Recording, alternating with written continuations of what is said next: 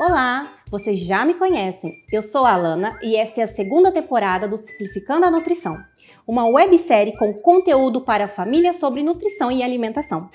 Estamos com uma novidade nessa temporada. A cada episódio teremos um convidado para que nosso momento seja ainda mais especial. E hoje eu convido a doutora Giliane, nutricionista. Seja bem-vinda. Obrigada, Alana. Olá a todos, eu agradeço o espaço. E por falar em infância, vocês sabiam que nascem mais de 2,4 milhões de crianças todos os anos no Brasil? E é na infância que temos uma grande oportunidade para o desenvolvimento. As decisões tomadas na infância e as condutas realizadas vão impactar na situação de saúde e de doença na vida adulta. Por isso, é necessário estimular as nossas crianças. E para você que está em casa, cuidar das crianças em relação à alimentação também. Eu falo como mãe, essa é a maior herança que nós podemos deixar para os nossos filhos. Excelente! Falando nisso, qual é a importância de uma nutrição adequada na primeira infância e como podemos praticá-la no dia a dia? Os períodos neonatal, assim que a criança nasce, e o início do desenvolvimento infantil até 3 anos são super importantes para a gente construir esse alicerce do desenvolvimento. E a alimentação é a base para esse alicerce. Da gestação até os 2 anos da criança, nós temos a possibilidade de modificar até o seu DNA e levar a doenças no futuro, dependendo do que você der para sua criança comer. Olha como isso é importante. É isso mesmo. A microbiota intestinal, que é as bactérias boas que moram lá no nosso intestino e também têm impacto na saúde, são formadas até 3 anos do bebê. De 2 a 3 anos, a gente não tem muita diversidade de bactérias, mas assim que a criança atinge 3 anos, ela chega num padrão de microbiota muito semelhante ao do adulto. E esse padrão, ele vai se manter até a vida adulta.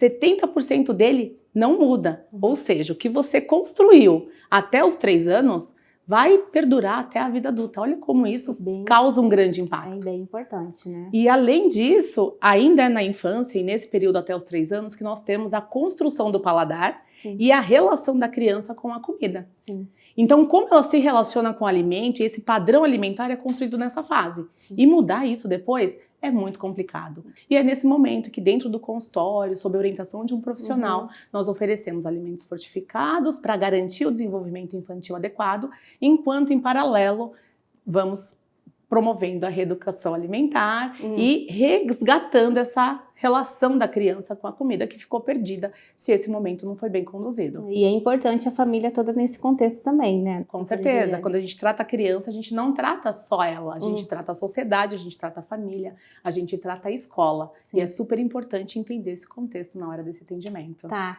E quais são esses nutrientes importantes nessa fase, né? Já que a gente está falando de uma alimentação adequada.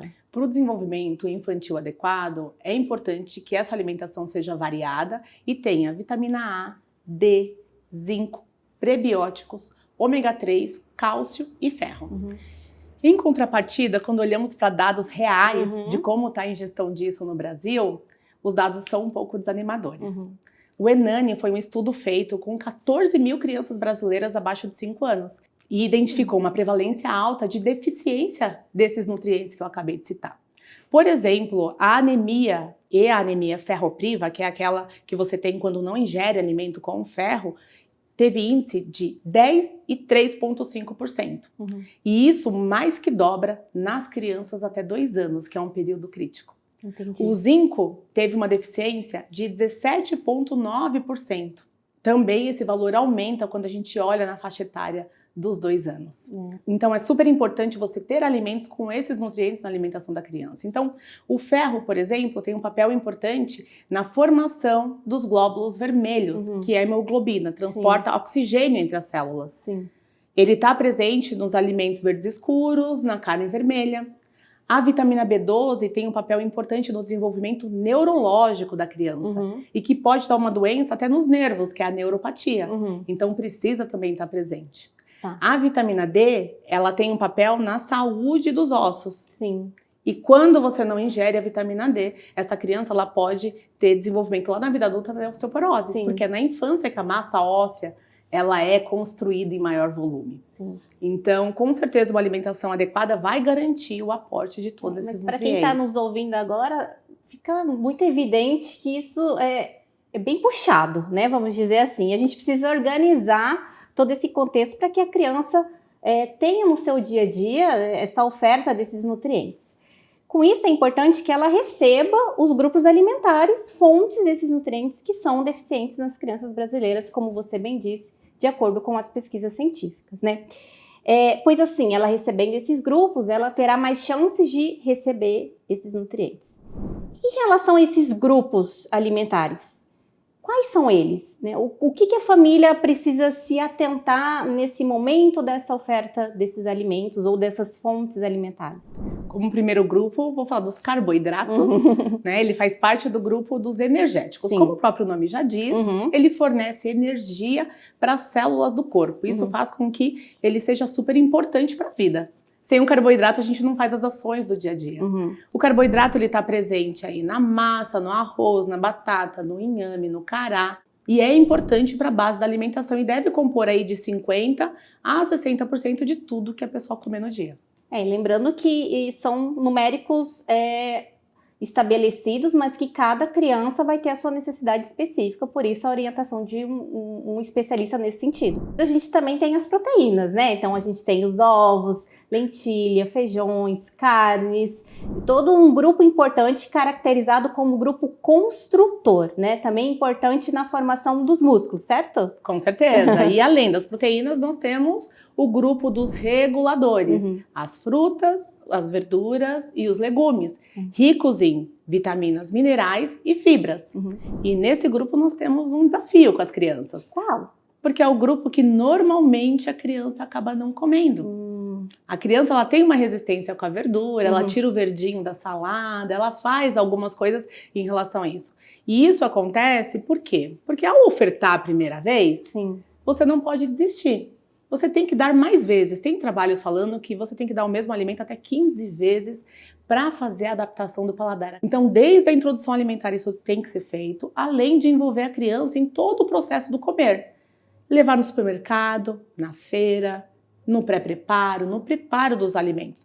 Porque quem que conhece uma cenoura só no prato e não viu a cenoura inteira na feira, vai experimentar isso. Tem criança hoje que você mostra uma couve, uma cenoura, e ela não sabe que é uma cenoura, porque ela só viu ela pronta no final. Então precisa envolver a criança nesse processo para garantir o estímulo do paladar, né, a construção desse paladar, para assim ela conseguir comer melhor. É verdade. E as gorduras também fazem parte dos grupos alimentares, certo? E elas nem sempre são muito boas, mas elas são importantes, desde que seja consumido as gorduras de boa qualidade. Elas são importantes também para o transporte das vitaminas, correto? Com certeza, as gorduras têm essa função. Não existiriam as vitaminas lipossolúveis, são aquelas que são transportadas no corpo usando a gordura, sem ter as gorduras. Então, todos os nutrientes são importantes. Todos eles têm uma função específica, desde que consumidos na quantidade adequada. Gostaria de destacar aqui o ômega 3 e o ômega 6, que é um ácido graxo poliinsaturado essencial. O que significa esse nome grande? É que ele não é feito no corpo, ele precisa ser consumido por algum alimento para a gente ter ele no corpo.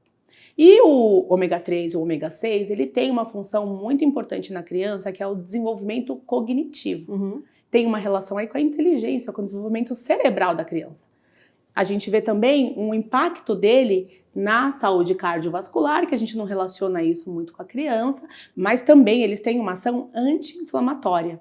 O ômega 3, o ômega 6, ele é encontrado em peixes de águas salgadas e profundas, então atum, arenque, truta, sardinha, mas também no óleo de linhaça e na chia. E além do ômega 3 e ômega 6, eu acho que aqui é importante também falar das fibras, como os prebióticos. As fibras, elas têm um papel super importante na infância, em relação a regular o hábito intestinal, e a fibra também, ela tem um papel importante na saciedade, visto que nós temos hoje um aumento da obesidade infantil.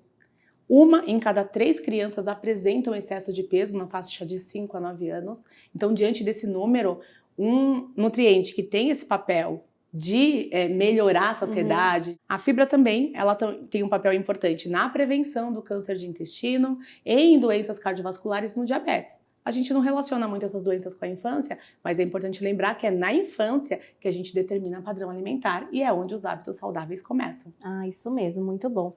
E as fibras alimentares, quais seriam as fontes? Então, nós temos fibras nas verduras, nas frutas com casca e bagaço e nos cereais integrais. Então, aveia, por exemplo, você tem ali uma fonte de fibra. Ah, tá ótimo. Agora que já falamos dos principais grupos alimentares, doutora Giliane, qual a relação entre a saúde das crianças nos primeiros anos de vida e essa alimentação adequada?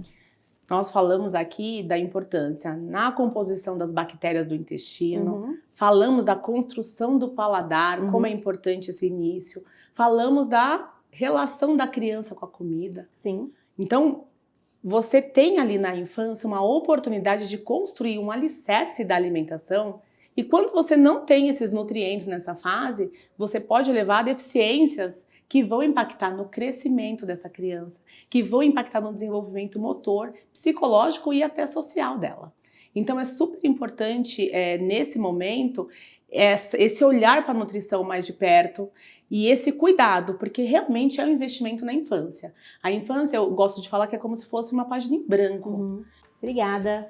É importante saber que uma alimentação inadequada, sem uma variedade de alimentos, pode ocasionar a falta de alguns nutrientes e atrapalhar todo o desenvolvimento da criança.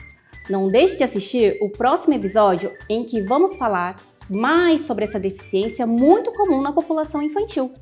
E lembre-se, as dicas não substituem uma consulta médica. Não deixe de consultar o seu profissional de saúde para obter orientações mais individualizadas. Um grande abraço e até a próxima!